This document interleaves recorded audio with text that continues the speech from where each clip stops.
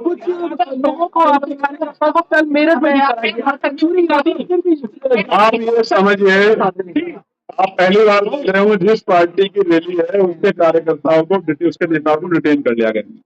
इसका मकसद ये है कि अगर यात्रा भी हो तो संदेश ऐसा जाए कि लोग इकट्ठा हो पाए। ये सोचा समझा प्लान, हम इसको समझते हैं, लेकिन हम सारा काम कानून के दायरे में कर रहे हैं, इसलिए हमें किसी चीज में घबराने की जरूरत नहीं। उत्तर प्रदेश में परिवर्तन होकर ही रहेगा, मेरी बात को नोट करो। कारण उत्तर प्रदेश की सबसे बड़ी आबादी है नौजवान। नौजवान इस सरकार में सबसे ज्यादा पीड़ित है। पेपर लीक हो रहे हैं, भर्तियों में घोटाले हो रहे हैं, एसएससी जीडी हो, नीट हो, पुलिस का पेपर हो, हर पेपर में घोटाले हो रहे हैं। कोई चीज छिपा हो नहीं। आपके परिवारों में भी, आपके छोटे भाइयों में सब पत्रकार नहीं है, वो भी मेहनत कर रहे हैं आता साल से, लेकिन जिसका सोर्स है, जिसके पास पैसे हैं, जो पेपर को जितना अच्छा लीक करा सकता है उसका अवसर बनेगा तो खराब हो जाएगा, निष्पक्षता खत्म हो जाएगी। सबसे बड़ी बात है, उसके बाद दूसरी बड़ी आबादी है महिलाएं। महिलाओं को इन्होंने धोखे में रखा, क्या कह के महिलाओं को इन्होंने धोखे में रखा, क्या कह के कि महिलाओं का 33% आरक्षण का विरोध विपक्ष ने किया, जबकि सच ये है, आप सब पत्रकार साथियों, 33% आरक्षण 2023 में लागू हो चुका है, पार्लियामेंट में पास हो गया। इम्प्लीमेंट कराने का काम केंद्र सरकार का, जब चाहे करा दे। मैं कह रहा हूं 33% नहीं, 50% आरक्षण देना चाहिए महिलाओं को, ठीक है। और आगे बढ़े, महिला सुरक्षित है।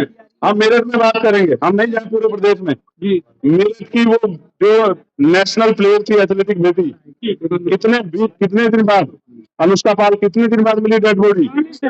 44 दिन बाद। ये पुलिस है, ये कानून व्यवस्था है। 44 दिन तक एक नेशनल प्लेयर, जब एक नेशनल प्लेयर का ये हाल है तो आम बेटी का क्या हाल होगा, आप महसूस करके देखो।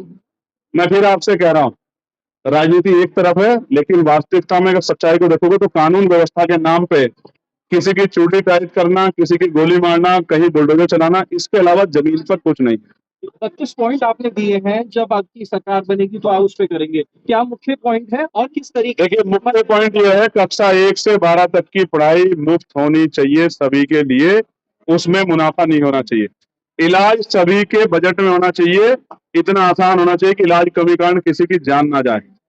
इस प्रदेश में पेपर लीक बंद होना चाहिए, नौजवानों को रोजगार मिलना चाहिए, बैकलॉग भरा जाना चाहिए। आशा, आंगनबाड़ी, पंचायत सहायक, भोजन माता, शिक्षा मित्र, अनुदेशक, तमाम जो कर्मचारी हैं, चाहे वो सफाई कर्मचारी, उनको राज्य कर्मी के दर्जे के साथ उनका जो वेतन है वो 20,000 से प्लस होना चाहिए। पुलिस के भाइयों को भी 8 घंटे की ड्यूटी, सप्ताह में 1 दिन छुट्टी, बॉर्डर स्कीम खत्म करके उनको वेतन विषमता दूर करनी चाहिए। पीआरडी, होमगार्ड भाइयों के जवानों को भी पुरानी पेंशन लागू होनी चाहिए। प्रमोशन में रिजर्वेशन SC ST OBC को मिलना चाहिए।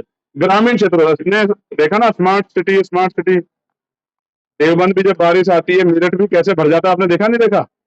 मैं कह रहा हूँ स्मार्ट सिटी बने ना बने, लेकिन स्मार्ट गांव जहां 80% आबादी निवास करती है, स्मार्ट गांव बनने चाहिए। इसलिए ग्रामीण क्षेत्रों की कनेक्टिविटी बढ़नी चाहिए, वहां रोजगार के साधन बनने चाहिए, सड़कें अच्छी बननी चाहिए, पीने के लिए साफ पानी की, और सबसे इम्पोर्टेंट पर्यावरण की का ध्यान रखते हुए सारे काम आगे बढ़ने चाहिए। एक सबसे महत्वपूर्ण है, जिससे बड़ा बवाल हो रहा है, वो ये है कि शराबबंदी होनी चाहिए, क्योंकि सबसे ज्यादा जान वो दुर्घटनाओं में जाती है। परिवार जो टूटते हैं वो नशे की वजह से टूटते हैं। शराबबंदी करनी चाहिए। शराब के चक्कर में प्रदेश के युवा को बर्बाद नहीं होने देंगे हम लोग।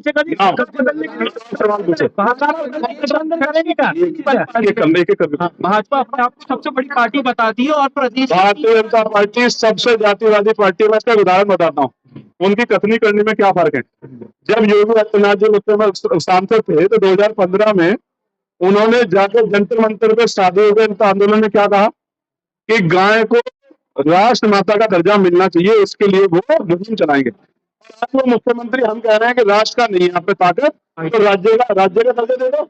तो तब आप कह रहे हैं कि माता के दर्जे को जरूरत नहीं है, क्योंकि आपको बीज कंपनियों से चंदा लेना है, इसलिए आपको गाय के नाम पे सिर्फ राजनीति करनी है। आप गाय माता के समर्थक है ही नहीं, छूटे आप गाय के नाम पे जो है राजनीति करते हैं। ये सबको समझ आ रहा है, इसलिए मैं आपसे कह रहा हूँ, वो जाति, उन्होंने आप मंत्री बनाए, आप जाति हो गए। अगर वो जातिवादी नहीं है तो वो जातियों के आधार पर निर्धारण क्यों कर रहे हैं? इसका मतलब सबसे ज्यादा जातिवादी पार्टी भारतीय जनता पार्टी है और जातियों को तोड़ के भाईचारा बनाने का काम आजाद समाज पार्टी काशीराम कर रहे कांग्रेस जनता पार्टी क्या कहेंगे? कांग्रेस सत्ता परिवर्तन यात्रा लेकर निकले हैं, बिजनौर से शुरुआत हुई है। नाम जिस तरीके से आपने लिखा, सत्ता परिवर्तन यात्रा, बिजनौर से मेरे खाने हैं और रेस्पॉन्स मिला। आपको जाना क्या लग रहा है? बाकी इसी से जुड़ा सवाल है, क्या किसी से गठबंधन करने का वजह हैं। दोनों सवालों के जवाब दूंगा। हाँ, मैं प्रधानमंत्री जी की तरफ भागूंगा नहीं, आपको जवाब दूंगा। देखो गौर से सुनो।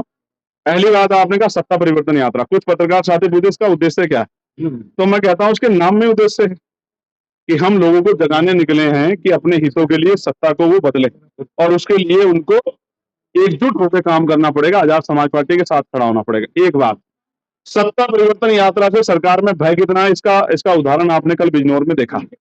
और आज भी मैं फिर कह रहा हूं, कुछ पार्टियां पैसे देके लोग बुलाती हैं और जिनकी सरकार है वो तो कर्मचारियों को मजबूर करते हैं। आशा, आंगनबाड़ी, भोजन माता, पंचायत सहायक, रोजगार सेवक, पीआरडी के जवान, होमगार्ड भाइयों बहनों को, अनुदेशकों को, शिक्षा मित्रों को, टीचर को कहते हैं कि चलो वहां सभा में एक एक बस लेके आना। एसडीएम को कहते हैं।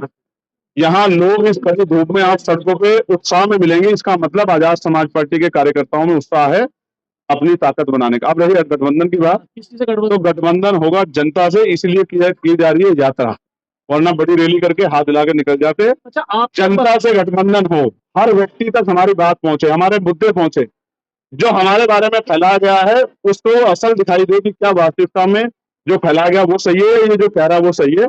मैं एक अवसर मांग रहा हूं मुझे काम करके दिखाने का, फिर आप सवाल करना कि चंद्रशेखर काम कर पाए नहीं कर पाए। आपकी भावधारा एक है, तो बसपा आपका विचारधारा एक है, जी। तो क्यों एक जो होके चुनाव लड़ने की पोजीशन? कोई बात नहीं, एक हो गए लड़ रहे हैं तो बाद में एक हो जाएंगे चुनाव के बाद, क्या दिक्कत। कांग्रेस जनता पार्टी युवाओं की पार्टी एक आई है, उन्होंने भी रैली रखी है अपनी जनता। अब उनको सरकार क्या क्या नाम दे रही है, आप समझो ना, युवा बेरोजगार है और मैं युवाओं में समझता हूँ युवा के दर्द को, इसलिए मैं कह रहा हूँ कि हो सकता है कि एक बड़ा आंदोलन देश में खड़ा हो जाए और सरकार के पास कोई विकल्प ना बचे। इसलिए सरकार गलतियों को सुधारना चाहिए, बैकलॉग भरना चाहिए और उद्योग धंधे लगाकर नौजवानों को रोजगार देना चाहिए। उनका समर्थन करेंगे आप लोग? मैं फिर कह रहा हूँ उनसे, वो जो मुद्दे उठा रहे हैं उनको तो मैं रोज उठा रहा हूँ, पिछले मतलब 2013 से अब तक 13 ही साल हुए मुझे उठाते हुए, तो बेचारे उठाने लगे। मैं फिर कह रहा हूँ चंद्रशेखर जी, असल जो युवाओं की लड़ाई लड़ रही है वो आजाद समाज पार्टी का काम। मेरे से छोटा कर दिया। महिलाएं तमाम बढ़ रही है, क्या इन 32 पॉइंट्स को पूरा कर पाएंगे? सिर्फ 32 को ही नहीं, इनके अलावा और 32 ऐसे काम करेंगे जिनको सोचा नहीं है सरकार ने। जो आपका रूट था आज यात्रा का, वो प्रशासन ने छोटा कर दिया। क्या आपको याद है बांग्लादेश में कुछ हुआ, यात्रा यहाँ पे निकलेगी, पाकिस्तान में कुछ होगा, यात्रा यहाँ पे निकलेगी, इजराइल में कुछ होगा, यात्रा यहाँ पे निकलेगी, लेकिन यहाँ एक पार्टी जो संघर्ष कर रही है वो यात्रा निकाल सकती। क्यों? क्योंकि सरकार डरती है, सरकार के मंत्री डरते हैं।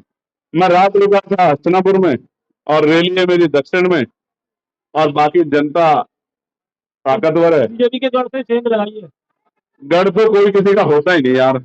जनता ने, सुनो, इससे पहले क्या सरकारें नहीं बदली, क्या इन्हीं का गढ़ था? ये इनकी सरकार झूठ पे टिकी हुई है, इस बार गिरेगी, आप मेरी बात को याद रखना। आप चुनाव लड़ने जा रहे हैं? भाई मैं चुनाव लड़ूंगा, इसका फैसला पार्टी का है। कहाँ से लड़ूंगा इसका फैसला पार्टी का है।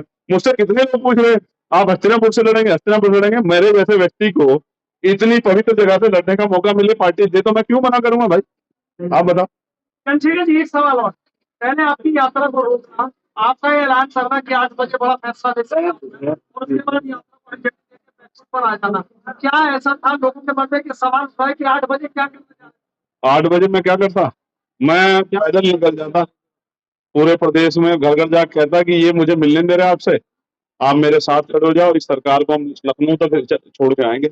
आप समझे, जनता है ये। और ये देख रहे हैं महिलाएं, आप ये देखो, ये मेरी माए बहन है, ये छोड़ेगी नहीं किसी को अगर मुझे सताया जाएगा। याद रखना मेरी बात। धन्यवाद।